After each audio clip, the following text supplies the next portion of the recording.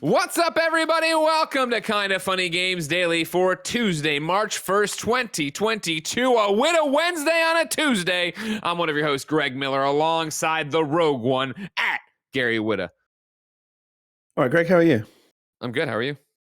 You drinking your iced coffee there? I'm a bit slow getting going this morning. There's this new thing at Starbucks, some kind of bullshit oatmeal toasted vanilla frozen latte thing, whatever. It's Sure. got like 4 shots of espresso. Yeah, it's got like 4 shots of espresso in Why'd it. you get it though? How's it? Well, if it's new, Gary's got to try it. Gary's the cutting edge. Right? You know that. I know. I just tried that new flavor of Coca-Cola, which I think is. I didn't even know there's a new flavor of Coca-Cola. It's called Starlight Coca-Cola. And no, it isn't. It Kevin, get me an image of Starlight Coca-Cola, please. Yes, it says it's space flavored cola. But I think it's just them offloading their old cherry vanilla Coke, because that's what it sounds like to me. Okay. That's 100%. Okay. How was it? So you tried it? It just tastes like cherry it tasted like cherry vanilla Coke. It wasn't great. It was all right. I wouldn't get it again. You know, like I said, I'll try anything that's new. I even tried the flaming hot Cheetos mac and cheese.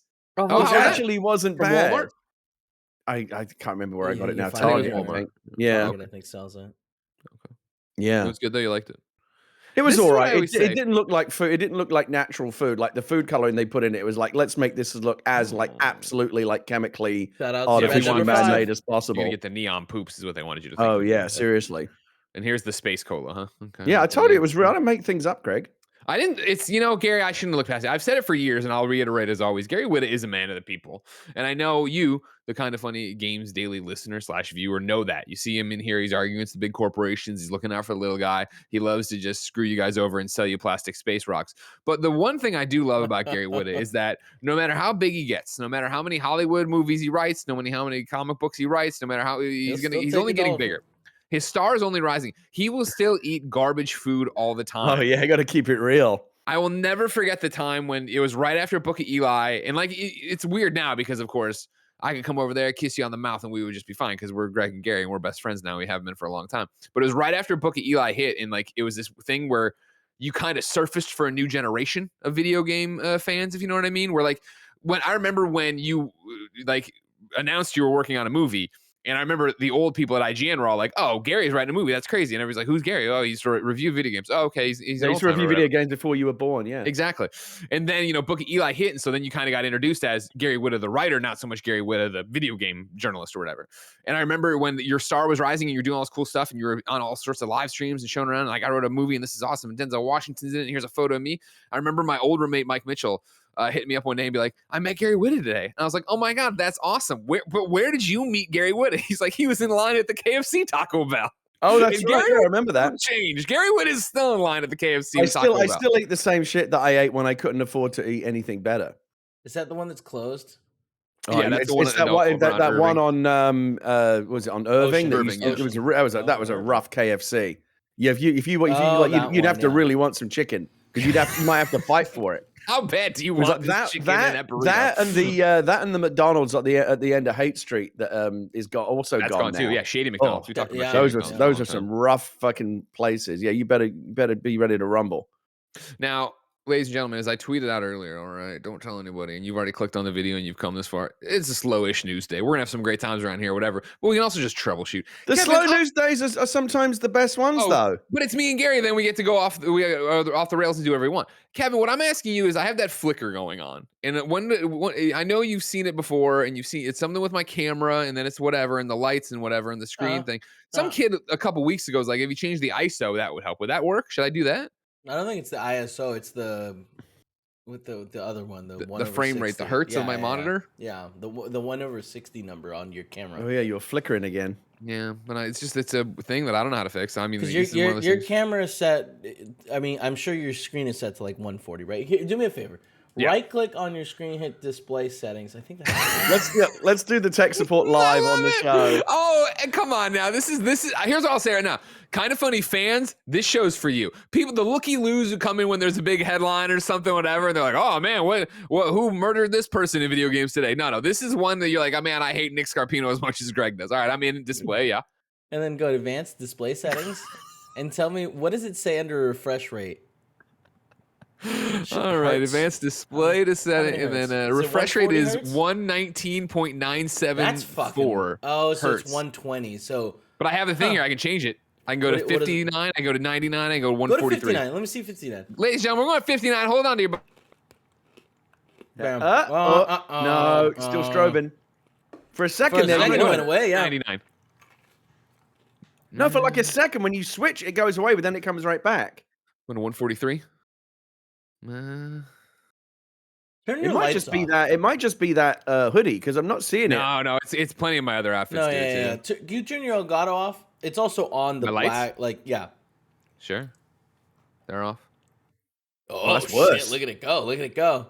Yeah, no, it's everywhere. It's all over you. All What's over the your highest? face. What's the highest you can set it? What do you mean? My refresh rate? Yeah. The 143. Oh, you're very bright now. It was at 143 originally? No, I was at 119 originally, right?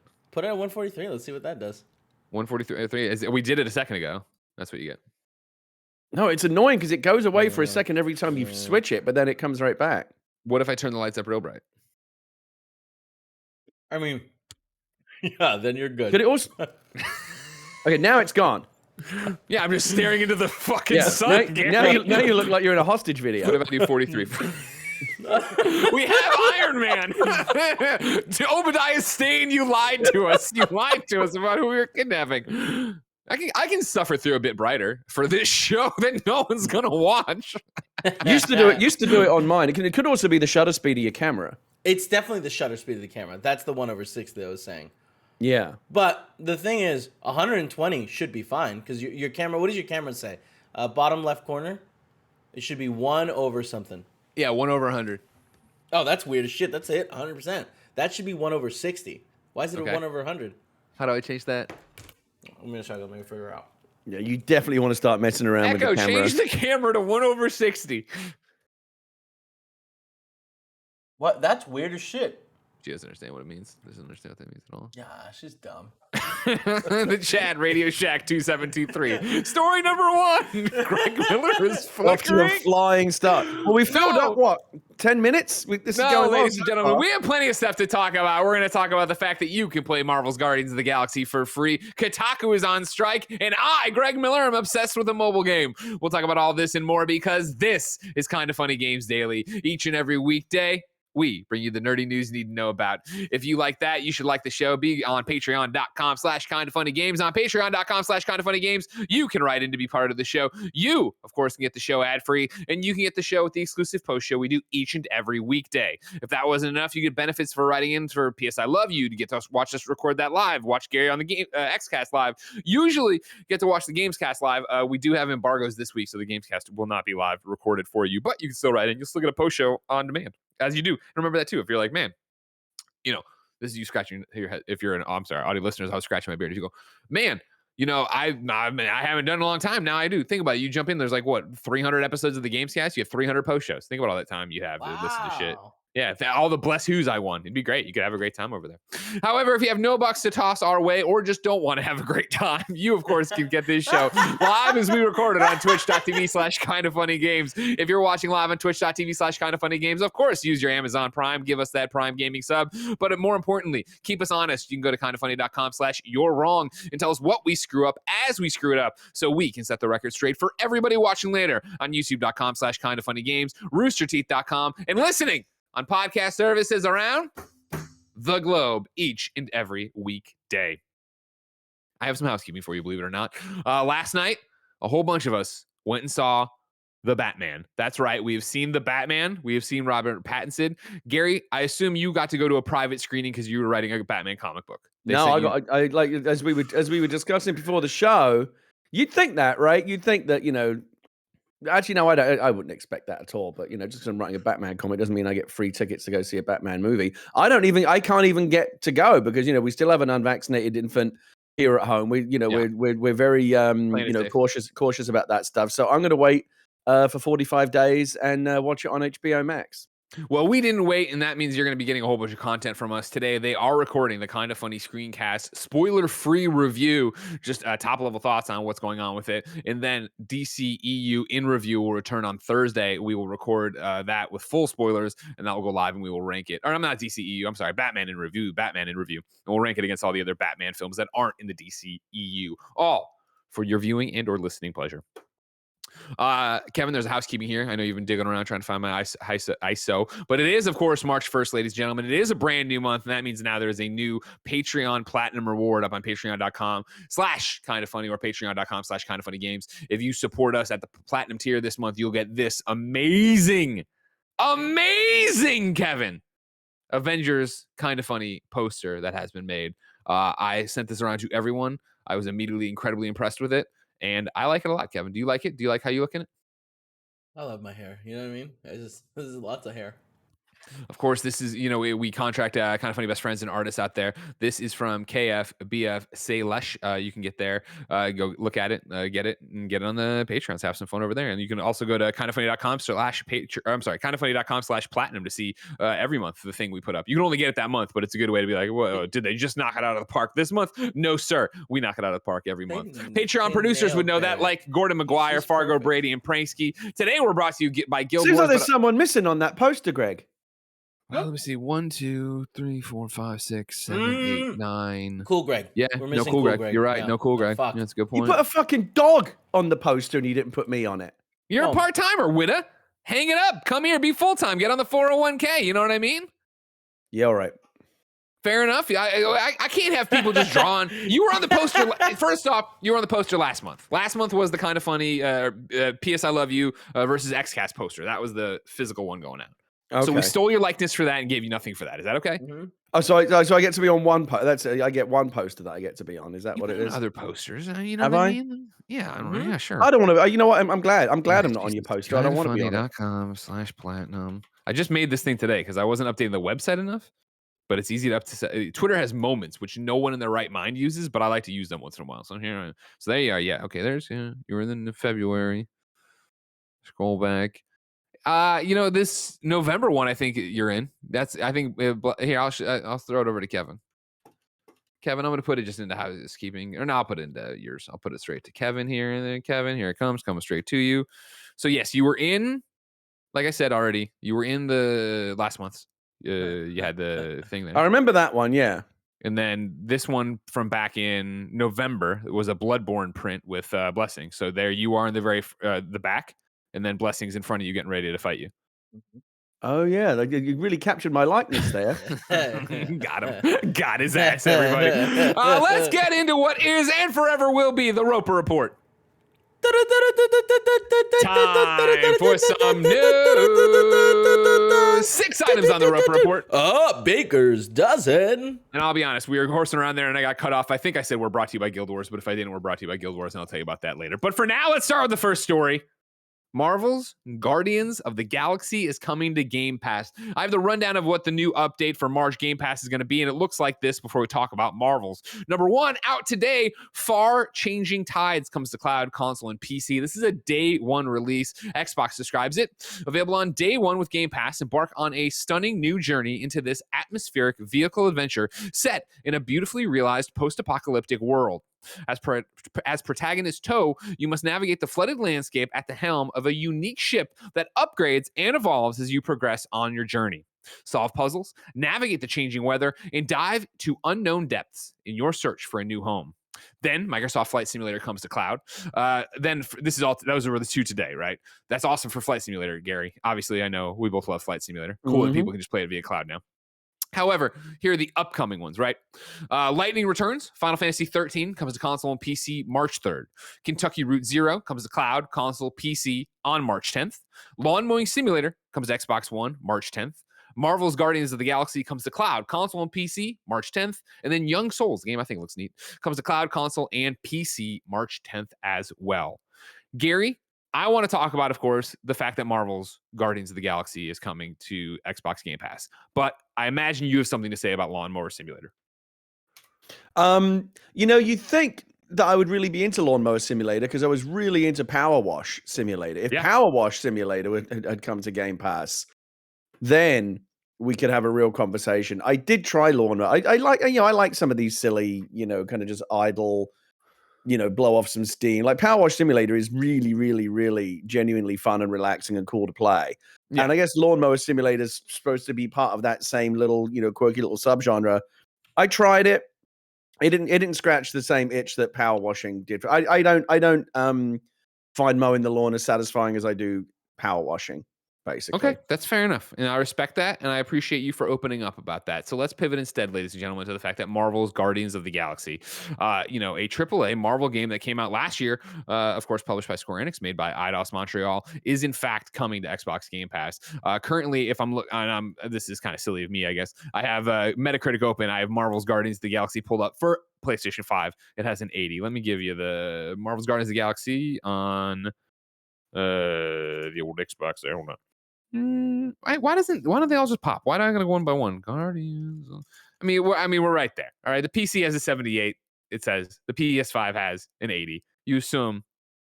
I'm so close to spelling words. All the Excuse way. me. You're allowed to cough. It's okay. I'm not mad at you. Then updates. And then no individual listing apparently for Xbox. I'm probably just using it wrong, but you get the idea. 80, we'll say. One of those that a lot of people liked, including the folks over at DICE. If you remember, I hosted the DICE Awards alongside Jessica Chobot last week. Kill it if I do say so myself. And Marvel's Guardians of the Galaxy actually won a bunch of awards, including Outstanding Achievement in Story, Adventure Game of the Year, and those two actually. Then it was a comment that I had found. So Adventure Game of the Year, Outstanding Achievement in Story. Both Marvel Guardians of the Galaxy takes that home, and now in fact that will be coming to Xbox Game Pass. What's interesting as well to toss this in is of course the fact that last week, right? Yeah, Marvel's Guardians of the Galaxy underperformed upon launch. I'm reading from GameNews24.com, where Noah S writes. In a recent financial report, Square Enix revealed that the Guardian's launch price was lower than expected. Despite more immediate sales, such as discounts in the store, the company became able to get the title off with the name. This is definitely a translated Google one, but you understand where we're going. There it is, IGN.com. We'll read Ryan Dinsdale's story. Marvel's Guardians of the Galaxy had a slow start for Square Enix, as the publisher admitted the game initially underperformed when it launched in October last year.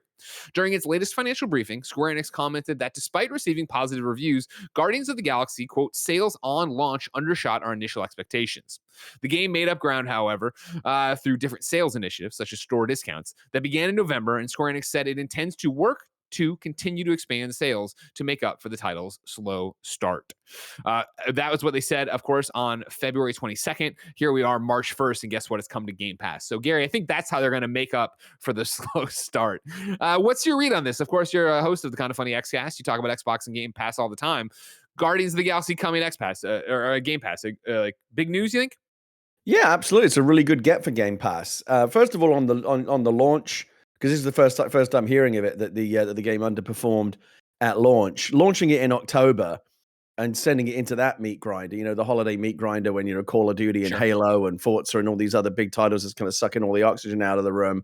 Maybe not the best. I mean, it's a really, really strong game, but I don't know if it had enough behind it to really compete with, the real heavy hitters of this past holiday season. Might have been bad. I was going to say wait until like now February, but February's a nightmare as well. You got all these other big games coming out. You got Horizon out there, Elden Ring. There's no easy windows in the game calendar anymore. There's competition everywhere. But the point being, it is obviously a really, really good game. Like you say, it just won a bunch of awards at DICE, rightly so. Very, very, very well liked game. A very, very good get for Game Pass, and they just keep piling on the bangers over there at Game Pass HQ. We say it so often on the Xcast, it's almost kind of a meme now, but best value in gaming, best value in entertainment. I think people say that all over the place. I say it too. Like, I agree with it. And I think this is such a great example of one of the reasons I love Game Pass. I like the idea that a bigger publisher, now, well, granted, first off, too, jumping off of the headline from IGN, right, of Marvel's Guardians of the Galaxy initially underperformed for Square Enix. I saw somebody quote tweet that and go, when has anything ever performed to Square Enix's expectations, right? Because Tomb Raider they gave shit for, and the list goes on, and things they just are like, this did not, they let Hitman go, right, and all these different things in terms of what the fuck Square wants out of its things. But what I love about this is that I think publishers, well, developers are always inspired to take a risk. You can sell to a publisher with things like Game Pass, maybe with PlayStation Spartacus coming up. Hey, we're going to take a shot on this. the name hopefully will carry it to make it the next Spider-Man. But if it doesn't, it'll do fine. It'll do well enough. Obviously, we're partnering with Marvel Games, and then we can put it on Xbox Game Pass. We can make our money back there. You'll get a flat fee check from Xbox that you hope pushes it to whatever maybe crazy expectations Square has, but at least to profitability, at least to say, hey, this is that. And then, as we always talk about, get it to people who want to play it, have lower expectations because they didn't put in the 60 or 70 bucks, and then say, you know what, I can't wait for a Guardians 2, or I can't wait for what comes next from Eidos Montreal. Yeah, No. it's I don't know what I'm fascinated by the economics of Game Pass in terms of how it works, like how good a deal it is for developers, how it works in terms of how much money Microsoft is willing to sink into it to drive subscriptions, because that's clearly the strategy. When it comes to big, the AAA type games like this, like Guardians of the Galaxy, that are very big and expensive to make and need to make a lot of money back to recoup their development and marketing costs, I'm not quite sure how the numbers add up. I do know that for smaller games like indie, because I know indie developers who have told me this. For smaller games, the minute the game goes on Game Pass, they're in the black. Like Microsoft already paid them more money than they could have hoped to make.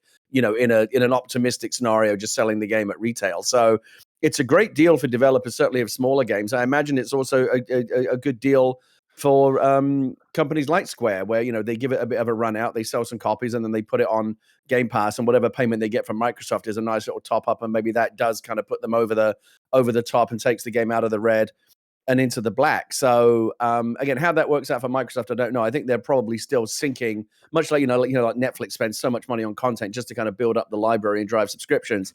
I think that Game Pass is probably doing something similar. Like such a good name, though. Yeah, I said it earlier too, and it is a really good name. I know, it just kind of rolled off the tongue there. Maybe cut and run on Game Pass and put it. So it's the economics of it from Microsoft's side is still very opaque. We don't quite know how it works, but they are clearly willing to spend a lot of money getting big name games on that platform. And last week on the Xcast, when me and Mike and Paris were talking about this, because we were talking about Jeffrey Grubb's reporting on some of the Spartacus. some of the Spartacus, like the different tiers of like PlayStation Plus, what that might actually look like. And it seemed like it wasn't going to be as robust an offering as Game Pass. And there was some discussion about, well, maybe it doesn't need to be, like Sony's still the market leader. Maybe they don't need to go toe to toe and have something that's as good as Game Pass. And nor do I think it's necessarily fair to expect whatever Sony launches on day one to be as good as Game Pass has grown to be, because Microsoft's had this head start. But it is going to be interesting to see just how aggressively Sony is willing to go to match Game Pass. Because as I said on the Xcast last week, if they really were going to match Xbox and Game Pass 1-to-1, they'd have to be willing to say, well, from now on, God of War, Horizon, Last of Us, Uncharted, all these titles are going to be all our big exclusive and first party titles are going to be rolled into that subscription. I don't think they're going to go that far. Do you? Not anytime soon. For that to happen, I think PlayStation has to start losing. I think Xbox has to surge ahead in whatever metric PlayStation wants to do. Whether it is consoles, whether it is mindshare, whether it is whatever is popular opinion. I think PlayStation would have to be getting their doors beaten off in probably all three of those, and then a bunch of other categories I don't know, for them to do that. Because it's what you're saying of like, yeah, PlayStation. Right now we don't know what Spartacus is, so we keep comparing Spartacus to Game Pass. And I'm sure in a perfect world, that's what PlayStation would want it to be. But maybe they're going to market and have different expectations, as they often do, for what it is. Because guess what? They want you buying that $70 retail game, and they want you playing it on your system that, is hard to get right now. And is this, mass market boutique thing, right? It's where I always talk about what is a PlayStation Studios game. It is a AAA, often third person, super polished narrative game. And I know Gran Turismo comes out this week. I'm not saying that's all it can be, but that's the kind of accolades they're running with now, right? And it's interesting, I saw it go by in the chat, and it's gone now because you guys are all being so awesome on twitch.tv/KindaFunnyGames. But somebody made a joke of, Elden Ring says everybody's saying Elden Ring's game of the year, but God of War says hold my beer. Like, that's the kind of crazy year you have, and what people expect out of something like Sony Santa Monica. After it'll be interesting. I mean, you're right that Xbox is definitely being the more aggressive player here, because they are, catching up. Generally, if you're in front, you're likely to be more complacent, and if you're if you're catching up, you're likely to be more aggressive. I think that's what we're seeing.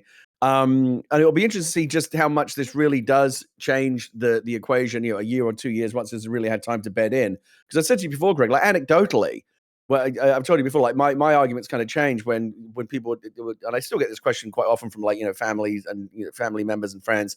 Oh, I'm going to get a console. Which one should I get? And I would often say, like flip a coin. There's really not that much of a difference between. I'd ask a couple of questions like, what's important to you? What do you want to get out of it? But I generally go, they're both pretty much the same. 95% of the games are the same. They're almost indistinguishable in terms of hardware. You're going to have roughly the same experience on either one. Now, today, I would say get an Xbox because Game Pass is the factor. Like you can't compete with it. Well, I mean, if you were coming, I think that's you're talking about your family and stuff. I wonder how many people there are out there like that are happening. But like, yeah, for a casual quote unquote gamer or somebody coming back to gaming, yeah, buy an Xbox and buy the $10 or whatever. It's like $1 when you buy the Xbox or some shit. Like, yeah. And the issue is, I wonder if game you missed.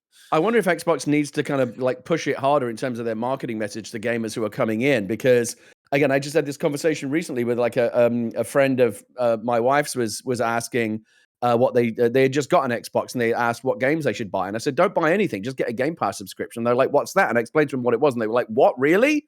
Like once you know what it is, it's incredible. But I don't know how, like, if people are that, obviously they throw the the 2-week or the 30-day subscription card in with every box. But I feel like if it once you know what it is, you can't say no to it, right? So Microsoft just needs to make sure that everyone knows what it is. Yeah, they're trying to spread that good word, Gary. They're trying to get out and spread that good word as we speak. Number 2 on the Roper Report, Go Media. That's how you say it, right? Or is it G/O? I heard a lot of people say Go, right? Go Media is on strike. Of course, this is the staffs of Kotaku. Actually, I'll read from Steven Totilo's tweet that went up about this, and then we'll go to a Variety article. But Go Media, the staffs of Kotaku, Gizmodo, Jalopnik, Jezebel, Lifehacker, and The Root have gone on strike. Management failed to offer new contract as the old one expired last night. Solidarity with everybody there. Again, that's Steven Totilo, Axios, formerly from Kotaku. Kevin, I put the tweet there if you want to click on it and get that, because it also then has a little layout graph of what's going on from the Go Media site. But we'll jump to Todd Spangler over at Variety.com, who writes, member of a union representing about 100 editorial staffs at Go Media publications, including Jezebel, The Root, Lifehacker, Kotaku, and Gizmodo, have gone on strike after its contract with the company expired Monday at midnight. Gizmodo Media Group Union, organized with the Writers Guild of America East, unanimously approved the strike, parentheses, with 93% of members voting, after the union's second contract expired February 28th. Members of the GMG union began picketing outside Go Media's offices on Tuesday. In a statement, the GMG union said, quote, in 2015, this union broke new ground when it organized the first digital media union. Now, GMG union will break ground yet again. We are the first digital media shop to go on an open-ended strike for a fair contract, end quote. The GMG union said it has engaged in good faith negotiations with Go Media since late January. Quote, at every step, Go Media has slowed down the process with a lack of preparedness in stalling tactics, it said. The union is asking Go Media to maintain its cap on healthcare costs, guarantee minimum wage increases, add trans-inclusive health coverage, parentheses, compliant with World Professional Association for Transgender Health Guidelines, and maintain parental leave benefits. The union comprises roughly 100 reporters, editors, artists, podcasters, social media specialists, and videographers. In a memo sent Tuesday to Go Media staff, CEO Jim Spanfeller wrote that he was, quote, disappointed we could not come to terms on the current GMG union contract. We bargained in good faith right up until the deadline late last night when the union voted to cut off talks and strike. Spanfeller claimed that the terms Go Media offered the union were, quote, not only equivalent to, but in some instances better than terms agreed to by the Onion Union, GMG's sister union here at Go just 1 year ago. We are struggling to understand why terms agreed to by half the editorial union members last year are not acceptable to the other half now, Spanfeller wrote in the memo. Unfortunately, that puts Go Media in an untenable position with regard to these current negotiations. Go Media was formed in 2019 after Univision sold Gizmodo Media Group and The Onion to private equity firm Great Hill Partners and Spanfeller, who owns a minority stake in the company. Univision had in 2016 bought several assets of Gawker Media in a bankruptcy auction, which didn't include Gawker.com, owned by Bustle Digital Group. The union posted photos of the picket line Tuesday on social media. Gary, you and I, of course, are both incredibly pro-union. We want the people making our stuff to be taken care of. I think what I've read through, Kevin still has it up. Great job, Kevin. And then, of course, what we summarized here from what the union is looking for, especially the trans-inclusive healthcare coverage and things of that nature, sounds great and should be an easy win. And so obviously you might be like, all right, we spend a lot of time on something that isn't about video games, right? But it is about video game reporting. I do think we don't talk about it enough that, of course, out today is always pulled from Zach over at Kotaku. Zach Zawisen over there does out today on his thing every week. This week in games, we pull it, we use it daily over here to make this show for you guys. Zach's been on the show and hosting the stuff, and I know Blessings talked about it before, but this is the kind of thing of like, if you like video game journalism stuff, you need to take care of the people making it. But at a broader stroke, where are you at with this union one? I mean, like you, Greg, I'm a union man. I'm a proud member of the Writers Guild of America West, which is actually not the same as the Writers Guild of America East, which is affiliated with the strike action. But I'm not going to go on another rant. I've done it before. I'm a big union guy. I come from the UK, which is a big union culture there, and unions are really important. They're kind of part of the backbone of our society in many ways. And collective action, collective bargaining is really the only way for the little guy to be protected against the kind of malpractice and exploitive employment practices that we see these major corporations and fucking like private equity, like these private equity funds. They can't be trusted to be good custodians of media outlets, or they're just commodities to them. All they care about is making money. It's that part of it's very depressing. But as much as you never want to see anyone go out on strike, because it's hard for everyone, right, when you're out on strike. But I've been on strike. I've been on a picket line. I remember when the Writers Guild striked many years ago, and it's tough. It's tough for everyone. You can't work. You can't make money. A lot of people end up losing their jobs. You get scabs and picket line crosses and things like that. It's all very, very unpleasant. You only strike if you really need to. So I trust that this union didn't take the strike action lightly. Striking is a weapon of last resort, but all of their asks sound perfectly reasonable. I wish them the best, and I hope they succeed in getting what they want. Agreed. Again, you can go find out more about this at gmgunion.com. It went through the chat a second ago. I didn't know about this or hadn't seen it yet, but I guess there's a GoFundMe or a Kickstarter. It's already gone. There it was. Yeah, okay. Nanobiologist has it. If you want to donate to the strike fund, they have a GoFundMe set up. You can get it at twitter.com/GMGunion to cover, of course, Nano says it will cover lost salaries while they're on strike. So, just a show of solidarity to everybody over at Kotaku out there trying to do some good striking for get management to listen to what they're doing. Now, does this mean if I go to Kotaku right now, do they have nothing, like no new reporting up today? Are they like actually kind of down tools? I guess so, right? I would think so, yeah. I mean, the staff striking, man. I checked in on Kotaku, but I didn't see. Yeah, the last thing up here is an Ethan Gotch article. Nintendo just made some switch to an apps killer, and it went up yesterday at 12:43 p.m. That's what their top story is right now. Okay, so I mean that for a daily website, that's old, right? So yeah, oh yeah. Okay. Yeah, yesterday at 7:00, Ian Walker put up Elden Ring's dirty messages are my favorite because I'm 12.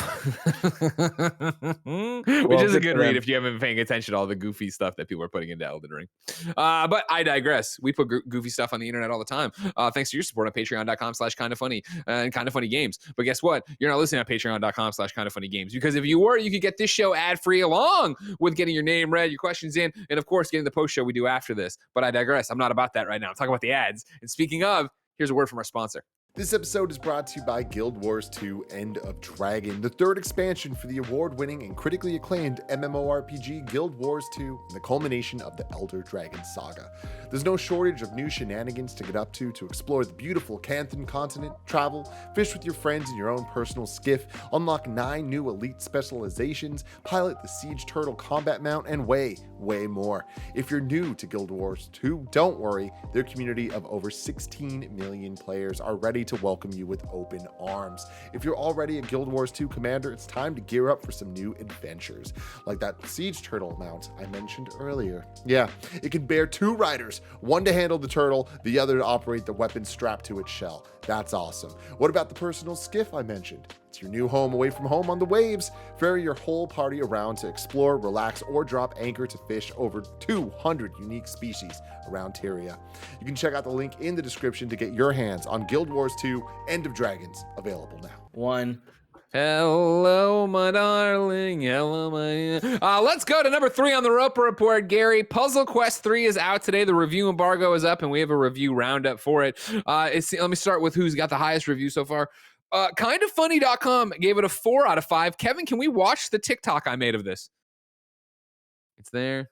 Puzzle Quest 3 is great. If you missed its debut 15 years ago, God, I'm old. Puzzle Quest is a delightful RPG series where you adventure across Etheria, battling rats, trolls, and dragons. The catch is that the combat is all done via match 3 gameplay. Match 3 skulls, do some damage. Match 3 colored gems, power up your spells to unleash when the time is right. If it sounds lame, it is not. It is as addictive as ever. On top of that is this detailed RPG system that has you leveling gear, grinding for loot, and trying to find the best build for one of the 5 classes you're playing as. This iteration is a live service game, so there are daily challenges, free and paid battle passes, and online play. That means it is trying to get you to buy boosters every so often, but I didn't feel like I needed them. I have so much to say about Puzzle Quest 3's chests, minions, and replayability, but it's free to play on mobile where I played and Steam, so you have nothing to lose, and can check my full review this week on the Gamescast. But if you want the short version now, Puzzle Quest 3 is great. If you missed its debut, crushed it. I love it.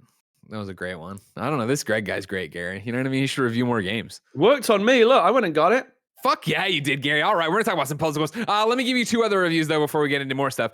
Pocket Gamer gave it a 3.5 out of 5. Over there, Catherine Ing Deloso said Puzzle Quest 3 is an enjoyable match 3/RPG experience from the OG franchise that started the genre of MASH in the first place. It's not for casual players, and the paywall feels a little too high at times, but the match 3 combat itself is an engaging experience that's one for the books.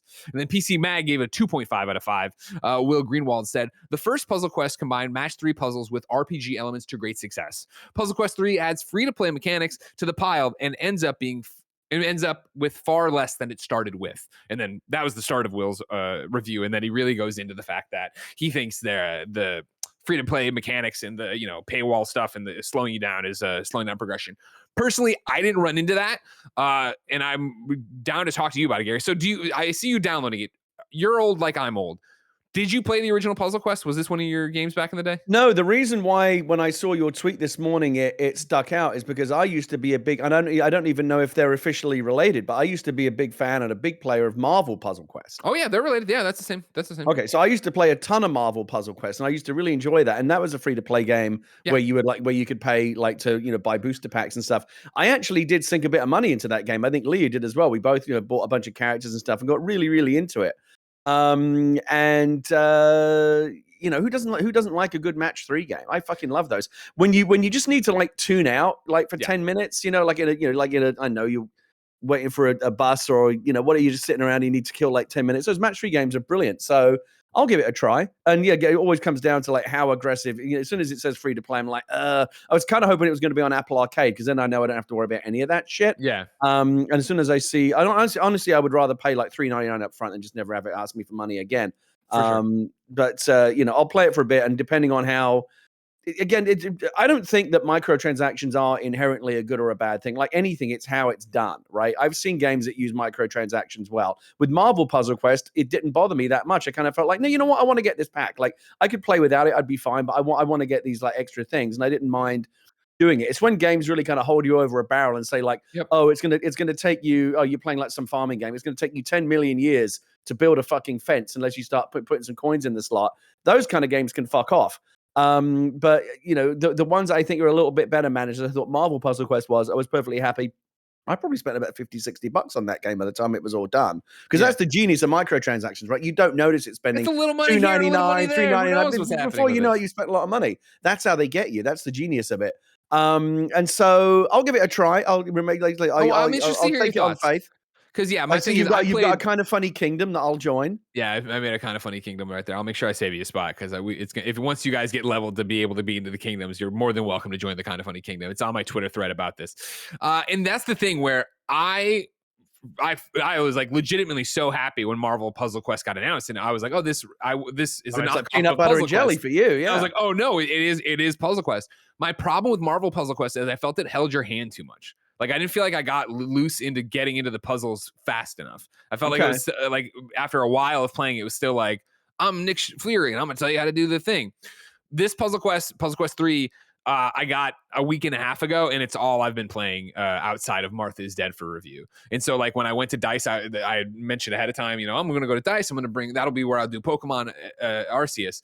Didn't even pack the Switch, just brought Puzzle Quest and just played Puzzle Quest. And it's interesting to see the back and forth of it. I'm interested to talk to people as they get into it and experience more of it. As somebody who doesn't play mobile games, and if you're telling me your game is free to play mobile game, I was expecting there to be more hurdles of the paywall stuff or more. It's in your face of like, you'll unlock a new character and like, hey, do you want to buy a pack, for this character to, whatever. And I always said no.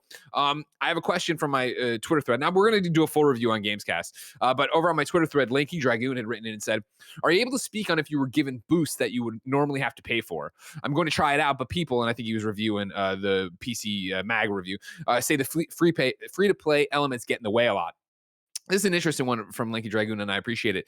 I did get a booster pack from the developers or whatever, but I screenshotted before I ever redeemed it, and I had been playing before I ever redeemed it, and then I screenshotted as of today to compare or whatever, and there's a possibility. I think they gave me, for me, it was the resources for money, like how much money you would have had to invest to get the currencies I had. I didn't use any of the currencies except that they'd given me, except the blue gems, which you do unlock as you play as well. And when you start rolling new characters, you can grind those really quickly. And so I'd be using those to revive my character, whatever.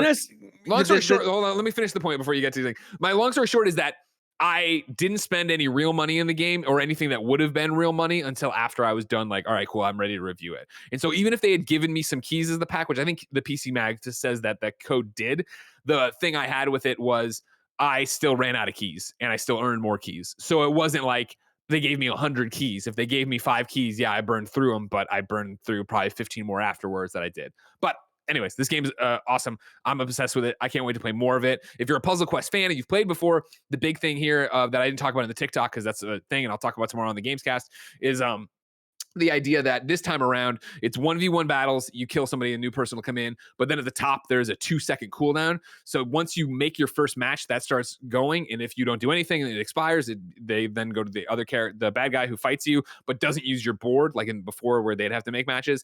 And instead, if you also then go and match more, you can keep matching and add more time to that 2 seconds. You never get beyond 2 seconds, but you can do multiple matches. You can now drag diagonally to get your tiles in there and stuff. So you can do like really huge combos. You can go I used to remember in Marvel Puzzle Quest pulling off those big combos. Right, you can go all the way across and stun the character and then drop more stuff on them. You're obviously, if you we just saw it, you're using your spells, you're upgrading your spells. The RPG part of it is, you're getting new equipment and then you're upgrading that equipment and you're taking that from common to rare to what you change. It's an RPG on top of all this stuff. And there's plenty of stuff that is like, it's very much still baby's first RPG or whatever, but I'm having a great time with it. I'll talk your ear off about it tomorrow. Sorry.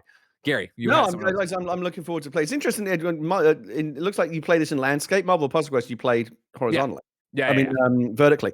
Just it's an interesting thing as you were talking about the currencies. It's not, I think maybe mobile invented it, but it's now spread to like all kinds of games. Any kind of games that has any kind of like monetization back end with microtransactions and purchasable cosmetics or anything, right? There's always a currency that you spend. And I've noticed that I imagine it's pretty standard practice in video game design now because all games do it. There's usually 2 or 3 different currencies, right? And there's always like a bullshit currency that they'll give you a lot of to make you feel like, oh, I've earned more of the plunkets or whatever it is that they're giving you.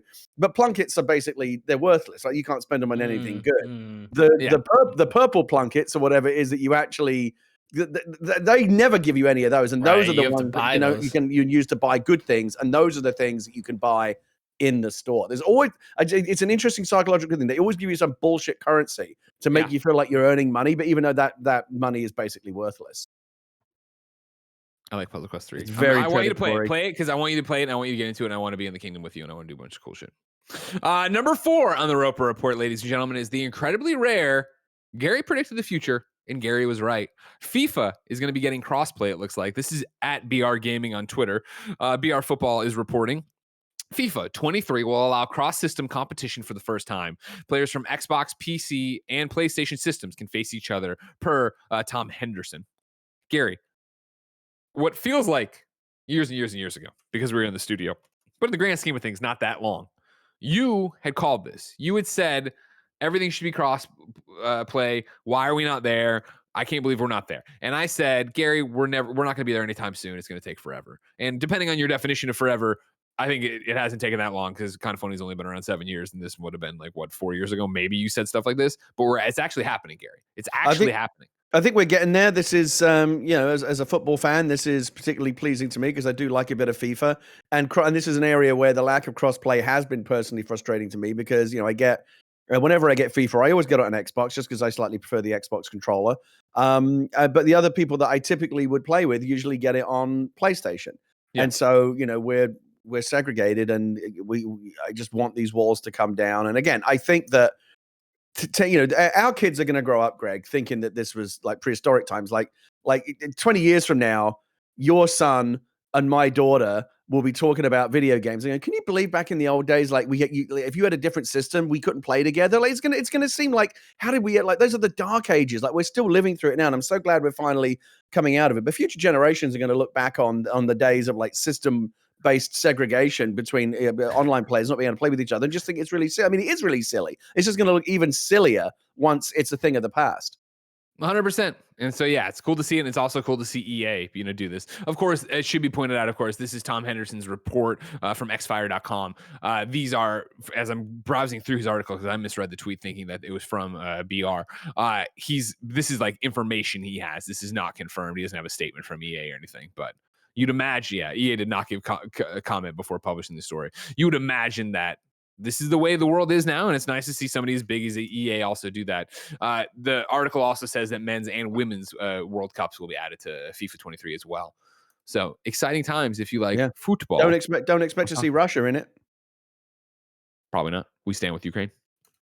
Number 5, you can make your own dungeon in Genshin Impact. This is Jason Fanelli over at GameSpot, and I wish Blessing wasn't off today so he could come in and tell me why this matters. Or I wish that Imran hadn't been a traitor and left. Genshin Impact developer Hoyoverse, formerly MiHoYo, has announced a brand new event for the free-to-play open-world RPG Divine Ingenuity, which opens a customizable dungeon mechanic for players to show off their creative minds. The limited-time event will run from March 2nd at 10 a.m. server time until March 21st at 4 a.m. server time, adding a domain, the Genshin Impact equivalent of a dungeon, in Liu, the eastern region of Teyvat. 5 pre-made custom dungeons will be part of the domain once players arrive, and upon clearing them, the ability to create custom dungeons will unlock, along with standard rewards like Primogens and Hero's Wit. Gary, I can only assume you're going to get in there and be making dungeons left and right. What game is this again? This is Genshin Impact. You want to talk about a free-to-play game? I actually did install that at one point. And I was, because there was a minute recently, not too long ago, where like everyone was playing it. I thought I should get into this. Yeah. I mean, the anime style actually was kind of, I'm kind of warming up to anime. I've been watching more of it. I feel like I'm more comfortable with that aesthetic in that world. I'm like, I'll give it a try. And then I found out it was a gacha game, and I'm like, it's going to be one of these things. And I just didn't get into it. I didn't bother getting into it. There's too much to play. I did the same thing where I installed Genshin when they did the Aloy character skin, and I was like, I know people really like this. Blessing was super into it or getting back into it. Dornbush, Imran, the list goes on. And I was like, and it's like they say it's like an online Breath of the Wild or whatever kind of thing. And I started it up, and I barely got out of like the starting area, and I forget why I stopped it. I had to stop to do something else, and then I was just like, when I came back to my system, I'm like, I want to play something else.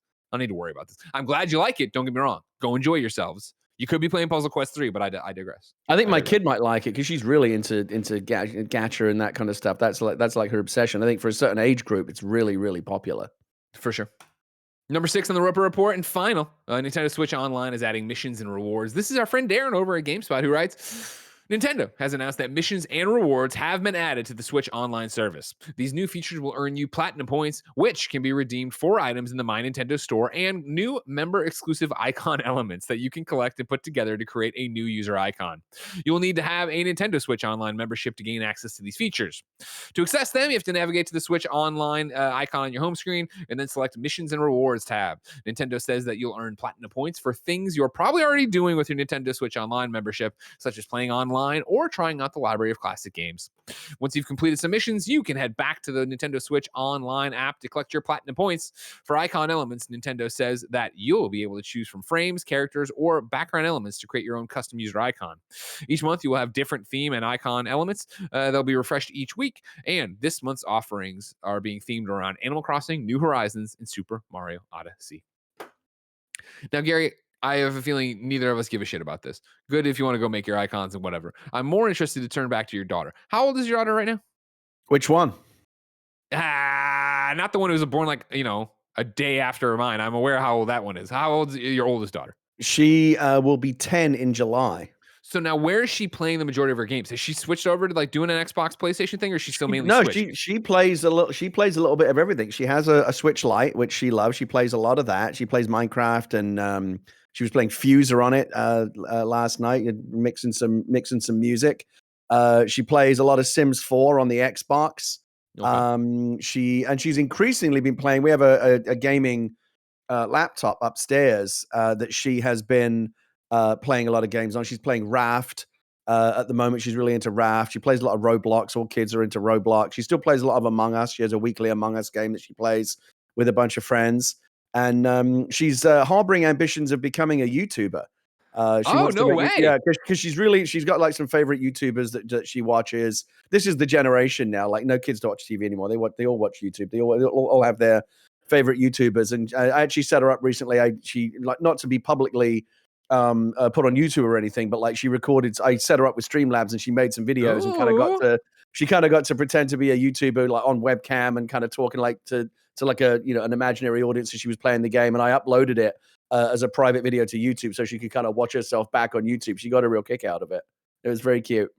When can we sign her to KindaFunny? That's what I need I'm to know. telling you, I'm really hoping that she becomes the next. Like, in a few years, she could become the next big. There's parents out there of kids that are 13, 14 years old, and they're fucking retired. The kid makes all the money now. Yeah, That's the dream, Greg. I know. Oh, that's the big time. That's why I'm saying, don't let her do it for you. Let her do it for us. You know what I mean? Because it's the thing. You're eventually going to go away, and then she needs healthcare. We got that. When you say go away, what do you mean? Like fucking die? I don't. Open interpretation. You're a writer. Pick a path. Gary, I can't wait to see how you go away one day, but that's still so far away. Years, decades away. If I wanted something more immediate, say what came to the mom and grop shops, where would I go?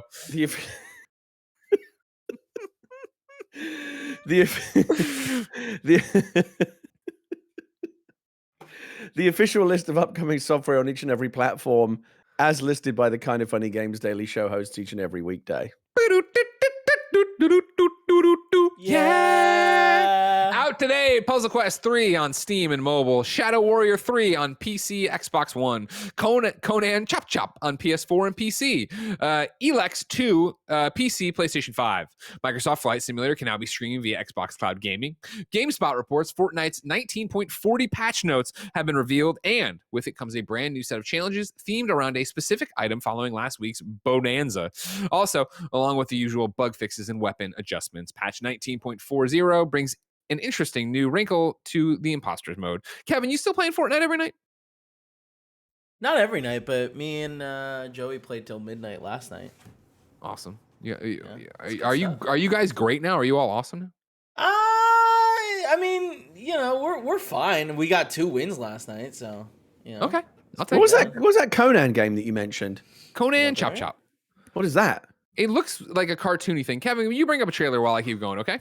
All right. Far Changing Tides is now available on the Xbox Series X and S, PlayStation 5, Xbox One, PlayStation 4, Switch, Steam, and the Epic Store. Remember, as I said at the top of the one, that is a day and date on Xbox Game Pass. Risk of Rain 2, Survivors of the Void is available now on Steam. Mega Aquarium, Freshwater Frenzy is out now on consoles. Heroes Hour is out on PC today. Starting today, subscribers can purchase Luna's Retro channel for $4.99 a month and immediately access 7 arcade-era classics from Atari, including Centipede, Asteroids, Missile Command, Crystal Castles, Tempest, Pong, Super Breakout. Here's Conan Chop Chop. Kind of looks like, it almost looks like Castle Crashers. This looks like it could be fun. Look, you're playing with other people, Gary. You like other people. This has got like the Conan license. Apparently. Damn, this actually looks cool. It looks like fun. It just doesn't look like a good fit for the Conan license, which you usually associate with being like pretty hardcore. Yeah, but, they want to expand it. This is like Conan Babies. Like, what the fuck? Conan Babies. I love how offended you are. Oh, Gary's working on a Conan script somewhere. If that wasn't enough Amazon Luna for you, Amazon today announced that its cloud gaming Amazon Luna is now available for all customers in the mainland United States. If you're Amazon Prime, you can use the Prime Gaming channel too for free from here on out or whatever. Of course, there is a subscription, but if I'm right, in kindafunny.com/you're wrong if I'm wrong, the subscription cost doesn't kick in until next month. I think right now you can all try it and have fun with it. New dates for you. Cat Cafe Manager is launching on PC and Nintendo Switch April 14th, 2022. Apple Arcade has 3 games for you. March 4th, you're getting Shadowblade Plus from Crescent Moon Games. March 11th, you're getting Monument Valley 2 Plus from Us 2 Games. March 25th, you're getting Alto's Adventure, The Spirit of the Mountain. 2 Point Hospital Speedy Recovery DLC is coming March 15th, 2022. Republic Anniversary Edition lands on Switch, PlayStation 4, and PSVR March 10th. Janitor Bleeds is coming to Steam April 7th. And then The Wanderer, Frankenstein's Creature, releases on PlayStation 4 and Xbox One on March 16th, ladies and gentlemen. Kevin, you linked me to the story over here? Oh, yeah. Okay. Have you seen that? Well, this is what I read, right? But it's just the information. Now we're on Chaim Gartenberg over at The Verge. Amazon Luna launches for anyone in the US, adds free games for Prime members and Twitch integration. I said that. Okay, so Amazon Luna will officially launch in the US today. In addition, adding a variety, including free games for Prime members. It's out of the invite only, sure, of course. Alongside this, yeah, of course. Most notable is these things. March, talking about March. Yeah. Oh, here we go. Amazon Luna works different from cloud services like Stadia, where players can purchase games in blah, blah. Instead, players subscribe to on a monthly basis to individual channels that come with their own bundles of game. Currently, Amazon offers the primary Luna Plus channel for $5.99 a month, the Ubisoft Plus channel for $17.99, and the Family channel for $2.99. It sounds like a better model than Stadia. Oh, 100%. I mean, it's just a lot of things. A lot of things are going to be better than Stadia. I mean, it'd be hard to do it worse than Stadia. No, yeah. I mean, some would say impossible. Some would say it's impossible to do worse than Stadia. Well, so here's one thing I'm going to do. So we're going to keep talking because I'm going to go Luna in my email because I was confused and I was like, I won't spend this much time on it. And then here we are doing it. But here, I don't care. Because this is what they put at the very end of their press release. They put pricing and availability. Starting today, Luna is available to everyone in the mainland United States with compatible devices. To start playing, download the Luna Controller app, use a compatible controller, or purchase a Luna Controller. Luna Controller, yeah, blah, blah. On April 1st, starting a new subscription for Luna Plus will cost $9.99 a month, and the Family Channel will cost $5.99 a month. Existing early access customers and customers who sign up for Luna Plus or Family Channel by March 31st can lock in Founders pricing to keep Luna Plus at $5.99 a month and the Family Channel at $2.99 a month. There you go. That was my confusion. I understand how I would play Luna on my PC. If I want to play on my living room TV, do I need to buy a controller or is it like a dongle or something? How does that part of it work? Can you do it's Fire TV. It's Fire Stadia, TV you needed Chromecast, right? You need a Fire TV. Yeah, but so it's compatible devices including Fire TV, Fire tablets, Windows PC, Chromebook, Mac, iPhones, iPads, and Android phones. So just like a normal ass TV, you can't. So you need a dongle if you want to play. Yeah, like treat it like a console, basically. I think those Fire TV dongles are super cheap. I think you can get one for like $30 or something, right? Yeah. I'll look into but then But then can I pair that to like a regular Xbox controller, or do I need to buy their controller? No, you can pair it with the normal controller with the app. Okay, so I plug a dongle into my TV, download an app, and that pairs to the controller. Yeah. Sounds like a lot of fucking about, doesn't it? I bought a Luna controller. We've done a lot. If you remember, I bought my Luna controller with KindaFunny money, and then we actually did a couple sponsorships with them. But I think the Luna controller is dope, and it actually works really, really well. Again, for everything that I don't use it a lot, obviously, because I'm playing on a million different places. But Luna's cool. Real quick too, while I'm here, Sid Sandwich writes into your KindaFunny.com/you're wrong and says I mispronounced the writer's name on the story. Oh, the story I just did for Luna, and it's actually Chaim Gartenberg. I apologize, Chaim Gartenberg. And then nanobiologist is going through. I think we already talked about that. Ladies and gentlemen, that's another episode of KindaFunny Games Daily. Believe it or not, we'll have a brand new episode for you tomorrow with Blessing and Andy. And then Thursday will be me and Tim. And then Friday it will be me and Blessing. Remember, KindaFunny Games Daily is your number one source for the nerdy news you need to care about each and every weekday. You can get it here, twitch.tv/KindaFunnyGames as we record it live. You can get it later, youtube.com/KindaFunnyGames, Rooster Teeth, podcast services around the globe. You, of course, can go and get it on podcast services. You can go to patreon.com/kindafunnygames. You can get it ad free. You can take care of us by supporting us over there. We're about to do a post show over that'll be great. If you want to go an extra mile to support us, of course, you can support us on the Epic Game Store with the creator code KindaFunny. If you're buying things on the Epic Game Store, use that creator code. We get a few bucks. If you're playing stuff later on your Switch, your PS4, your PS5, your Xbox, whatever, maybe it's that Fall Guys, maybe it's that Fortnite, you can use the creator code KindaFunny there to support us on the Epic Game Store as well. If you're watching live right now on twitch.tv/KindaFunnyGames, guess what? You're about to get more Elden Ring. It looks like Mike and Andy are going back into the dungeons of Elden Ring to grind for ghouls and go through and make their swords longer and their shoes brighter, and everybody will have fun over there. If you miss it, live, if I can make Jen laugh, if you miss it live, you of course can get it on youtube.com/KindaFunnyPlays later, just like we do everything else. You can get the post show. Gary and I are about to go do it. It's going to be hard to top that. The thumbnail Raj sent in the middle of this episode is incredible. So we're in a good spot. Ladies and gentlemen, we got a post show to do. But until next time, it's been our pleasure to serve you.